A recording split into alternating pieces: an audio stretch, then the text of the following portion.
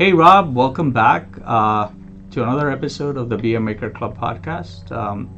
So today, like we discussed, let's talk a little bit about how Umakers supports side hustles, because starting a side hustle is not just a part of a hobby or you learning a new skill. It's you taking that skill, your ability to create something, and then essentially start a business, right? Because somebody else has to pay you for it. Right. So, how does the Umakers model support side hustles? Well, the things I read about are that 60 to 70% of millennials and Zers have side hustles. The reasons for that are you can't afford a house, college costs too much, Hmm. jobs don't pay as well as they used to, so they get side hustles. Right. There's all kinds of internet enabled marketplaces out there, Uh-huh. anywhere from eBay, Etsy, Amazon Handmade. So there's lots of global marketplaces. So then you just have to have an idea, and if you think about all those e-commerce places, Hmm. for the most part, they're for physical goods, Right. you know. And out of that, a makerspace provides $100,000 worth of tools, Uh-huh. which, if you were an individual and you said, "I'd like to start a business," this place is $3,000 a month, including utilities. And $100,000 worth of tools would be a loan of about $1,500, so about $4,500. Right. So the concept is for people that have gumption, shall we say, and they'd like to start a side hustle, Hmm. is to pay $75 a month instead of $4,500 a month. Right. And it's maybe shared economy, they call it, a different format of it. But that's what we do. We're a mutual benefit corporation. That means our members all have the opportunity, at least, to benefit from it. Yeah. Now, there's new markets, and what makes those Etsy stores, or what makes those things really go? There's a demand. It's very tough to compete with low-cost countries. Hmm. Okay, but when you do the financial analysis of things on custom, Yeah. one-of-a-kind things, put your own name on something or a date, then those are very, very competitive things. Uh, Even if you were to pay the full amount for yourself, if you did enough of the custom things. Hmm. Okay. So the members here, though, they got our members can focus their marketing efforts on custom users. Right. Right. So Well, and it just makes financial sense yeah. to do things this way. Now, myself personally, mine's more about. I think it's horrible that What we is have. horrible? I think that once upon a time, the American dream was that you make things better for the next Next. generation. Yeah. So my life was good, and my kids are grown and they're killing it, so to speak. They're doing very well. And so I'm retired now, and I didn't plan on retiring. I planned on retirement being maybe 2 years. But the way things turn out with for whatever the reason, I might have another 30 years. Right. And the burden of that social safety net, Social Security, Medicare, all those types of things, CalPERS, CalSTRS, whatever you're into there, they weren't really set up for that Mm. extended vacation on the Right. dole, and it's a penalty on younger people. It doesn't matter who. BlackRock talked about it in today's news. Right. It wasn't prepared for that. You know, so I've known this all along, and I've always liked my neighborhood, Hmm. and I've liked the people in my neighborhood, and for the most part, they're really cool, nice people. So it's the younger people Right. from my neighborhood that can't afford a house, college debt. They talk about extending the retirement age. I don't know. Maybe Mm. they'll make it 75, Right. or they'll increase taxes. Either way, it's going to increase the burden. Right. So, so would it be fair to say then that basically that old model of economic sustainability is gone, and therefore we have to live with this new reality that in order to move ahead financially, you've got to have a side hustle, right? I also read that if you're a single person here, you got to make 110,000 in Southern California. And if you're even two people and you want to live comfortably, you got to make $250,000.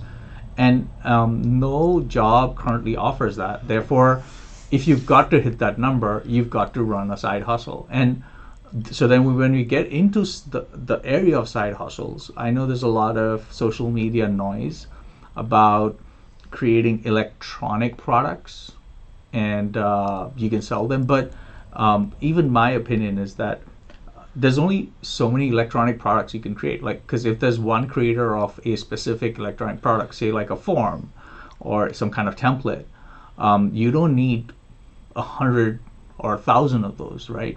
Because that one person can actually distribute efficiently to nearly all the people who want to buy that specific type of electronic product. Which means that, to your point, a personalized or customized physical product is the next best idea for a side hustle. And the economics of that, like you pointed out, doesn't quite make sense if you were to start by yourself, because one is the physical investment, right? Sorry, the investment in the capital investment in the physical space and the machinery, but there's also another aspect. What you do here is you provide the not only the means of production, but you also provide the knowledge for the production, and that knowledge you are giving away for free, right? Because you've gathered that knowledge in a lifetime. So I think, if in my mind, that the total of that is far more is far more on a rate of return. So if I want to start a business, like how would that, does that make sense? And on that topic, I find that the cost of education is really ridiculous. Mm-hmm. It's just gone. It used to be free. Now it's not. Right. And yeah, you're right. I'm giving away my knowledge. So if you're a professor, Mm-hmm. and you've made enough money and all that, why don't you just do it free? What's wrong with you? And if I get a little upset here, I'll start naming the people that are abusing the system. And I can't believe that they don't realize what they're doing. Right. I mean, they're smart people. Mm-hmm. You would think that they would do that they would say, there's many ways to do that, and go into the college that they're teaching at, and they'll say, okay, just don't pay me anymore. All right, you can't do that because the union will be against you, or something like that, right? So you say, okay, give me the names of 10 kids, and I'll pay for their college. Why does it have to just be your own kids? Right. Why can't it be other kids that go to college? Why can't it be people, first generation, people whose parents don't have degrees and stuff? Why can't you take those kids? Right. Why can't you pick a minority? Yeah. If you're black, if you're Hispanic, if you're brown, give me the names of 10 brown kids, and I'll pay for their school. I don't know why we don't do that. I don't have a good answer for that either.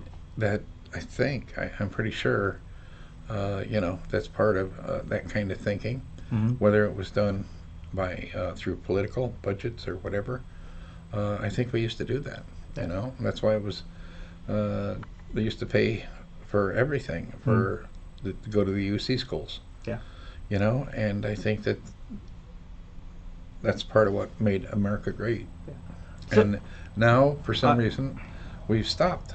So I don't think that's right. So if they're not going to do it, I'll do it myself. I would say, to emphasize the point, why don't we talk about? So we talked about how much it costs to actually set up your own physical small manufacturing unit, right? Yeah. We said it's about $4,500 a month, but the knowledge, right? How much would the knowledge cost to acquire in order to actually utilize?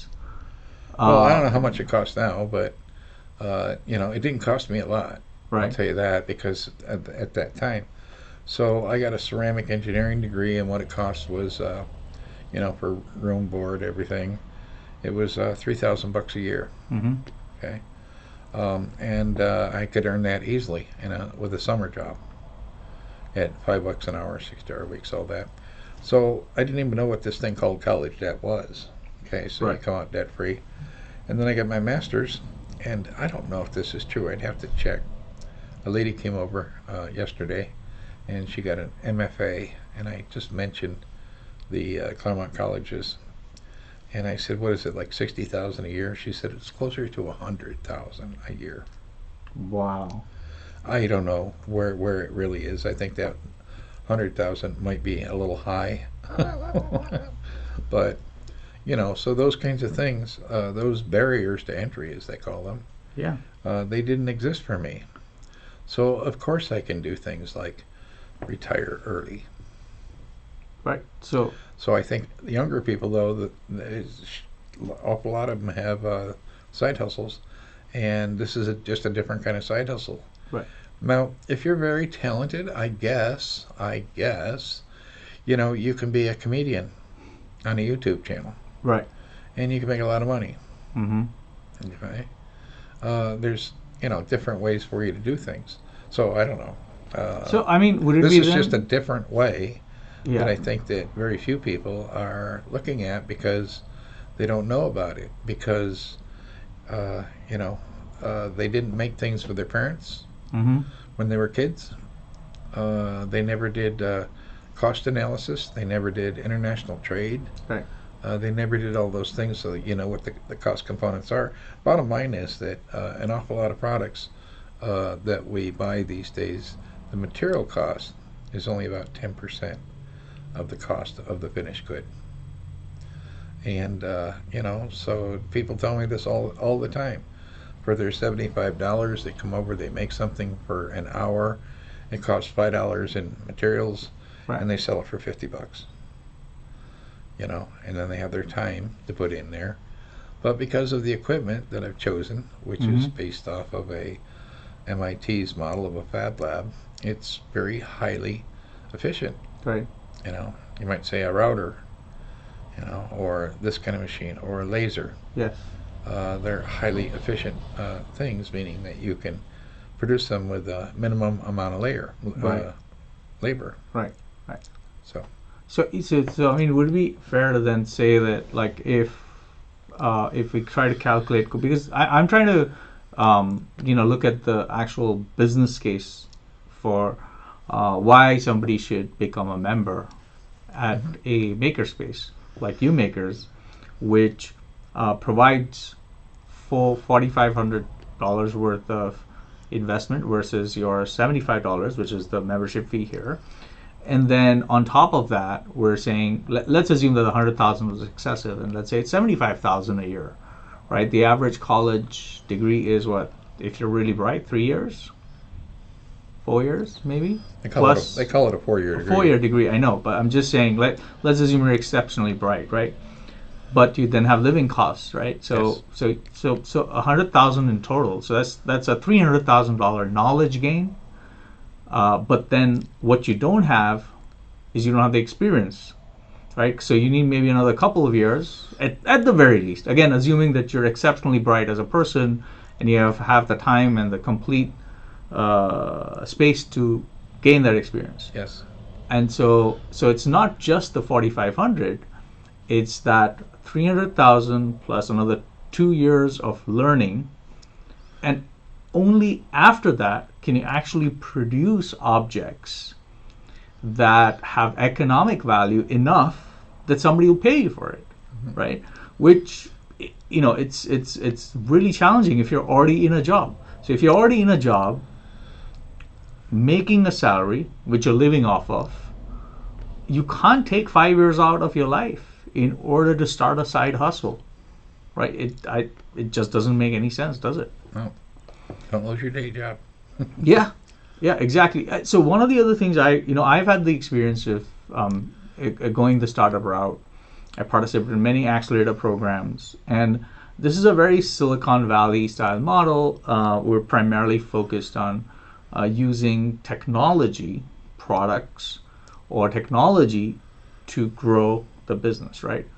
And I did look deeper into this. I looked at the research around it, And one of the things that really stuck out to me was that despite all the number of mentions of angel investors and that model being popular, globally, less than 1% of businesses, right? So this is a number thing I'm saying, actually are tech businesses, which means, to your earlier point, the not just the vast majority, the actual majority of businesses are involved in physical products, right? So if you were starting a side hustle and you looked at this numbers, 1% versus 99%, the chances of you making money starting a business in a physical space or a physical product and succeeding and finding a niche are technically much higher, right? Don't you think that that argument actually makes sense? Uh, yeah, and I don't know the way this comes to mind. Abraham Maslow said there's hierarchy of needs, Mm-hmm. and at the top of that pinnacle thing, they have self-actualization. So a lot of people have heard that, and it really comes from the '70s, I think.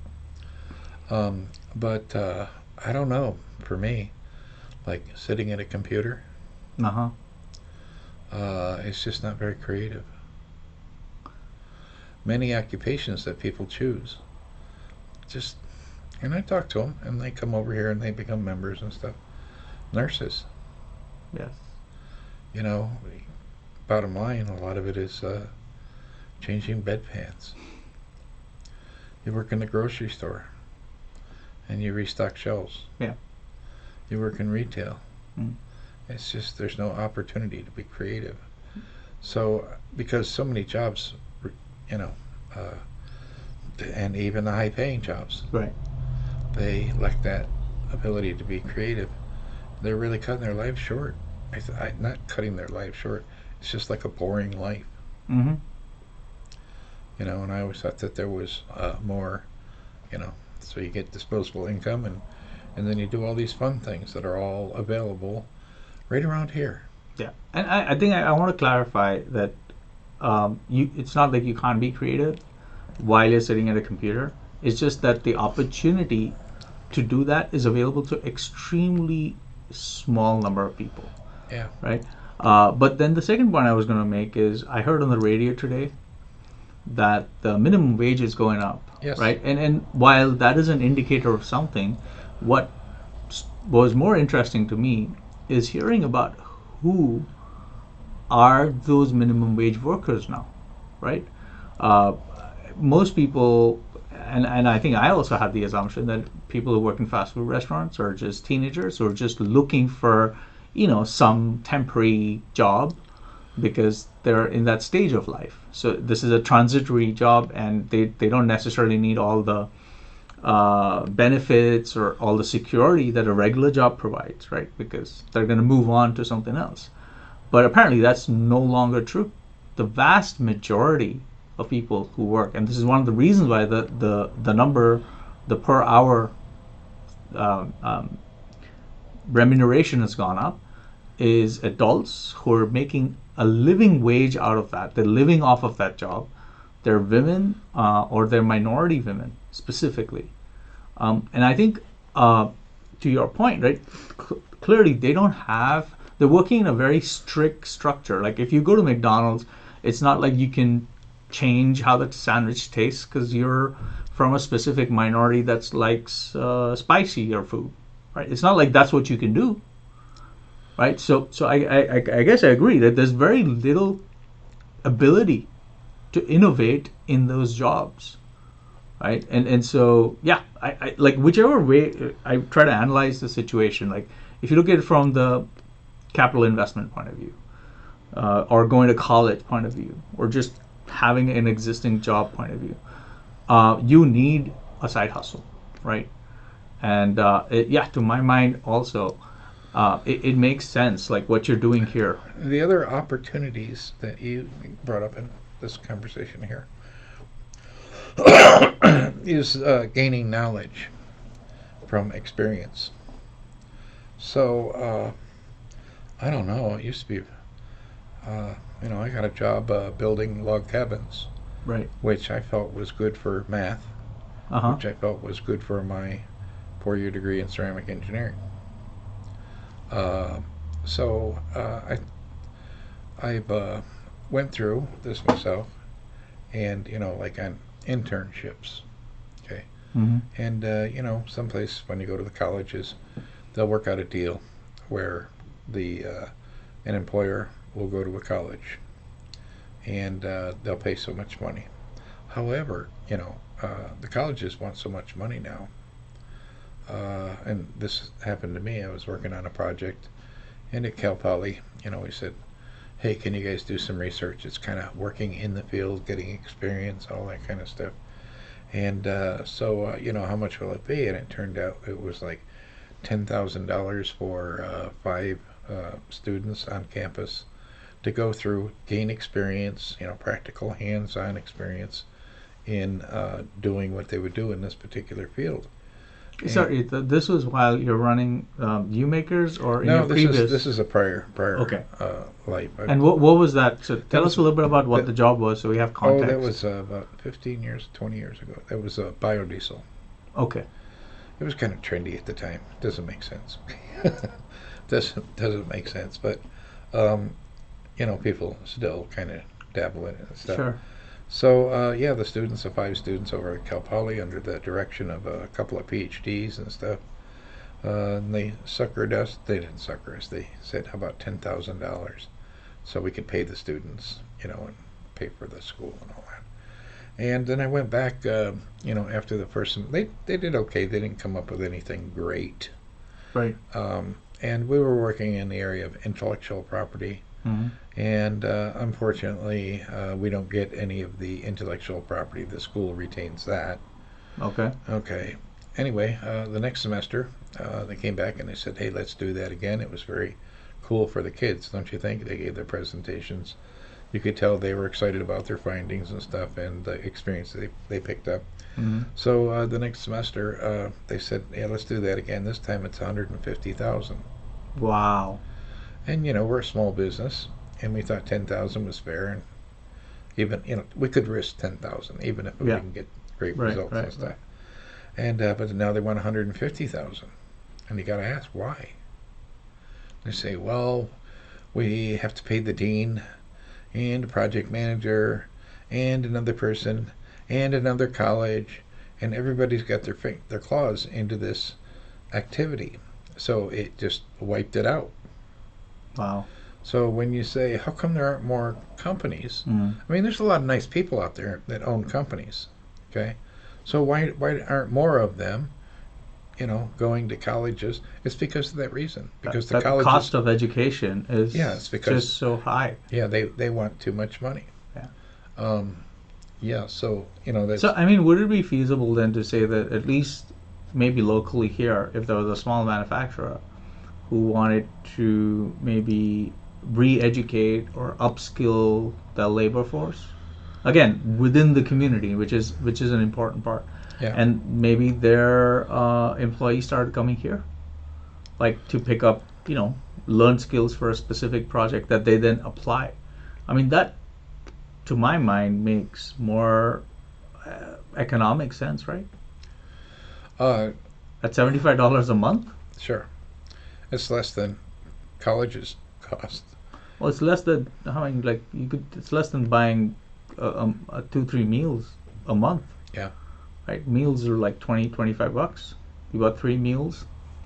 I don't know why more people don't find that attractive. We do. We find people. Yeah. The other category I learned about from the colleges over here is that they do have internships where employers pay for them. Okay. However, what I was told was, if you can pay the students because of the overhead of the college, Mm-hmm. okay, and the professors, they want $50 an hour. Wow. So, I think most people say, "Shit, that's $100,000 a year." Mm-hmm. Why would I want to get a student? Why would I want to get a professor who has no experience? And I keep seeing these continued repeats of things that don't work. Right. And I shouldn't name them. um, there was a big not-for-profit solar, and for a while they were in Pomona. It was led by some professors over here, Okay. like a new technology, but it was going to be a not-for-profit. Uh-huh. And I see they used to be in Pomona, and then they had to move to another place, another cheaper place. And now when I drive by the place, it's like vacant. What, is closed down, or you think? I get bored researching these things because they're kind of, it's like some guy with a big idea who's living in his home over here. I don't know who the hell he is. Okay. And I just don't feel like tracking him down. Fair enough. I watch their presentations, and they say, oh yeah, we can pay people $15 an hour and do it as a not-for-profit. But I already know that the students from that college, Mm-hmm. they expect a starting salary of $100,000, so they want to make $50 an hour. Right. So somehow they're saying, oh yeah, people can make $15 an hour, except for those students, and they'll make $50 an hour. But they don't include that in the presentation. So I don't know. It's smoke and mirrors or something. I don't know what it is. So, in the manufacture of things, which we do here, Right. it's what I know. Because I've done it for so long, and I know the costs, Mm-hmm.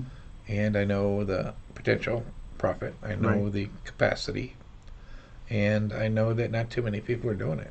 Yeah.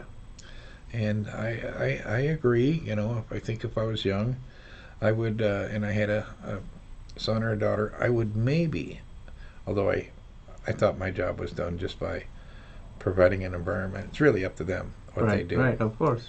And for instance, I wouldn't encourage my daughter if she was in high school to get into manufacturing, Right.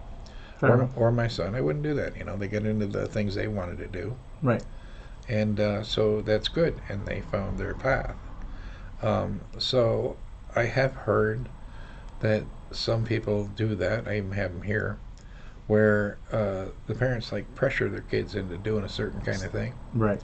And it just doesn't work out because it's not what they want to do. Yeah. And I don't think that's what we're trying to say. We're just saying that it's clear that people of a working age with a full-time job are need to get a side hustle because they need to make that money. But to get to that side hustle is like a full-time.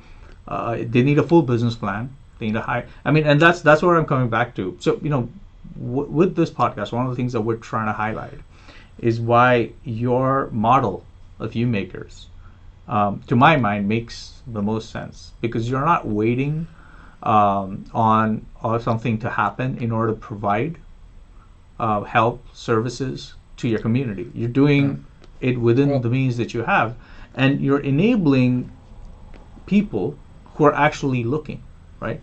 And so that I think that maybe we can draw this to a bit of a conclusion in terms of the numbers, though, because if you're looking to create a side hustle, which actually makes you money, right? If you try to do it on your own, you have two choices: pick a digital product, which you might already have some skills for, but there's a huge amount of competition there.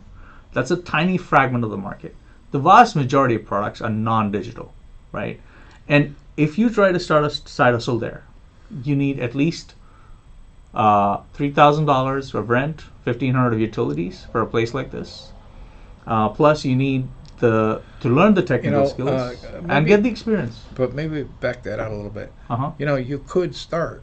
You don't need a $3,000. Of you course, don't need that. Sure. And you don't need $100,000 worth of tools. Okay. You could start in your garage. Mm-hmm. Okay. The problem is that younger people can't afford a house, let alone a house with a garage. Right. So that's kind of the barrier to entry for younger generations.